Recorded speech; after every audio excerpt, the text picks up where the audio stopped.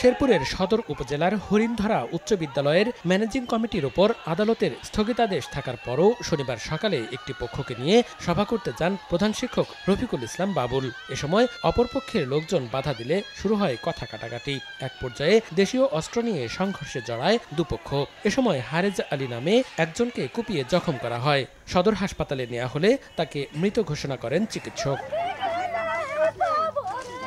রাজশাহীর দুর্গাপুরের দেলোয়াবাড়ি ইউনিয়নের সাবেক চেয়ারম্যান সিরাজুল ইসলাম সহ কয়েকজনের সঙ্গে ৫ বিঘা জমির মালিকানা নিয়ে বিরোধ চলে আসছিল একই গ্রামের মামুনুর রশিদের। মাসখানেক আগে অজ্ঞাত ব্যক্তিরা সেই জমির পানের বরজে আগুন ধরিয়ে দেয়। শনিবার সকালে জমির মালিক আব্বাস আলী ওই বরজে পানি দিতে গেলে মামুনের পক্ষের লোকজন বাধা দেয়। এক পর্যায়ে দুপক্ষ দেশীয় অস্ত্র নিয়ে সংঘর্ষে জড়িয়ে পড়ে। এ সময় স্বামী ও সন্তানকে বাঁচাতে গেলে প্রতিপক্ষ কুপিয়ে বৃদ্ধা ফেরদৌসীকে জখম করে। এতে ঘটনাস্থলেই মারা যান তিনি। আহত হয়েছেন উভয় পক্ষের অন্তত ১৫ জন।